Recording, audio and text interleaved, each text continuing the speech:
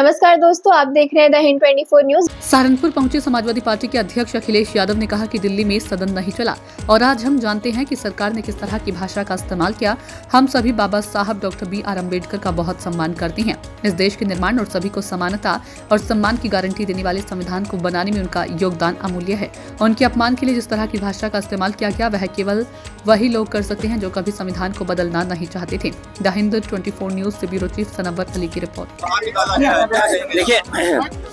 देखिए दिल्ली का भी सदन नहीं चला, दिल्ली का भी सदन नहीं चला और वहाँ भी आप जानते हैं कि सरकार की तरफ से किस तरह की भाषा का इस्तेमाल हुआ। हम आप सब बाबा साहब भीमराव अम्बेडकर जी को बहुत सम्मान करते हैं। बाबा साहब भीमराव अम्बेडकर जी का योगदान इस देश के संविधान बनाने में और इस देश को एक ऐसा संविधान जिसमें सबको हक और सम्मान मिलता है, वो बाबा साहब भीमराव अम्बेडकर जी ने दिया। लेकिन आप देखिए उनके सम्मान में किस तरीके से भाषा का इस्तेमाल हुआ है। ये वही लोग हैं जो संविधान कभी बदलना चाहते थे और लोकतंत्र पे हमला करने के लिए कि हमारा लोकतंत्र कमजोर हो जाए। लोकतंत्र वो है जिसमें हम लोगों की बातों को सुनते हैं, हर इंसान को जोड़ करके लोकतंत्र है। लेकिन ये लोग मन विधान से चलने वाले लोग एक तंत्र पसंद करना चाहते हैं। ये तो हालत दिल्ली की है और यूपी की हालत जो है, हमारे जो मुख्यमंत्री जी उनकी भाषा तो ऐसी है कि अगर आप सुने तो आपको भी गुस्सा आ जाएगा। उनकी जो भाषा सदन में है वो शायद डेमोक्रेटिक नहीं है, एक सम्मान की भाषा नहीं लगती है।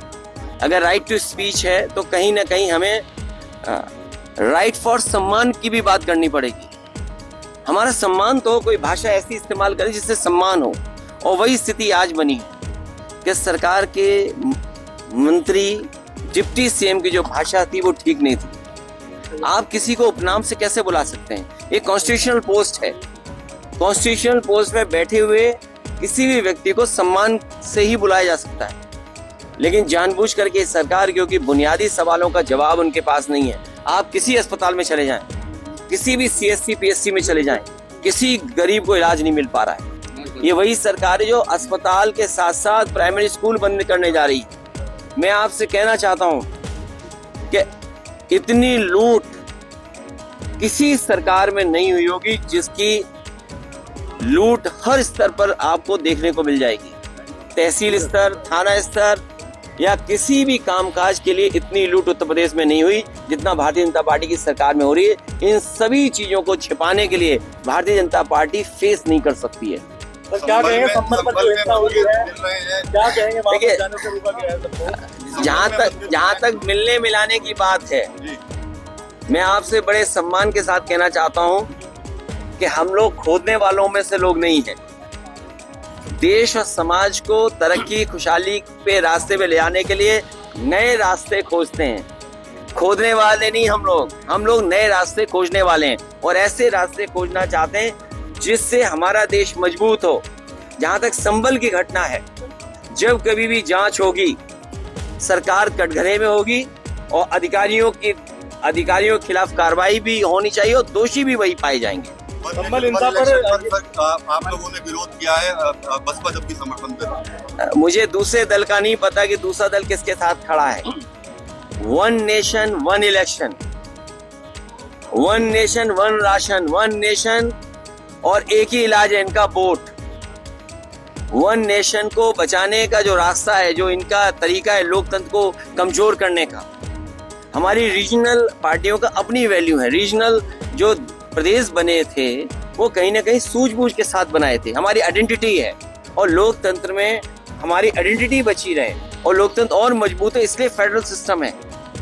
लेकिन ये लोगों की सुनना नहीं चाहते हैं, केवल अपनी सुनाना चाहते हैं। ये संविधान से नहीं, मन विधान से चलना चाहते हैं। ये लोकतंत्र नहीं, एक तंत्र चाहते हैं कि एक तंत्र हो, एक का फैसला हो, वही सब माने।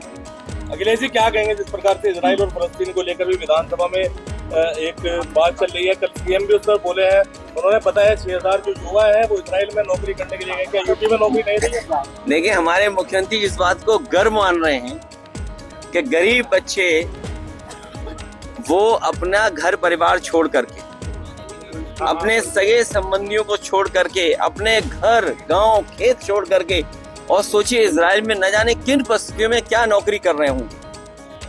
किसी कोने में आप चले जाएं, लेकिन जो घर में रोजगार नौकरी कर करके सम्मान आप पा सकते हैं, वो दूसरे कोने में नहीं पा सकते हैं। और सरकार अगर यही गर्व करती है तो जितने बच्चों को नौकरी दिलाई है उन बच्चों की सूची जारी करें, और सूची जारी करते समय ये भी सरकार बताए कि वो बच्चे किस तरह का काम वहाँ कर रहे हैं और किस तरह का काम उनसे लिया जा रहा है। कोई पार्टी मौन नहीं है, पूरा देश ने जान लिया है ये सरकार बहुत कमजोर है, पूरे देश ने जान लिया है। और सच्चाई तो ये है कि हम अपने प्रदेश में, देश में जिस तरीके से अल्पसंख्यक समाज को सम्मान के साथ और रखें, उनका विश्वास और जीतें, उसी तरह का व्यवहार और देशों में होना चाहिए अल्पसंख्यकों को लेकर। सर, समाजवादी पार्टी दिल्ली में नजदीकियां बढ़ा रही है अरविंद केजरीवाल के साथ, क्या कहें? क्या हमारी उन सबसे नजदीकियां बढ़ेंगी जो बीजेपी को हराने में आगे आएंगे। ये इंडिया गठबंधन की मैं आपको बधाई देता हूं, सहारनपुर के लोगों को, जिन्होंने इंडिया गठबंधन को जिताने का काम किया था। हाँ जी, किस पे? मैंने आपसे कहा कि खोदने से भाईचारा नहीं अच्छा होता है, खोदने से हम स्वार्थ खो देंगे, खोदने से हम भाईचारा खत्म कर रहे हैं।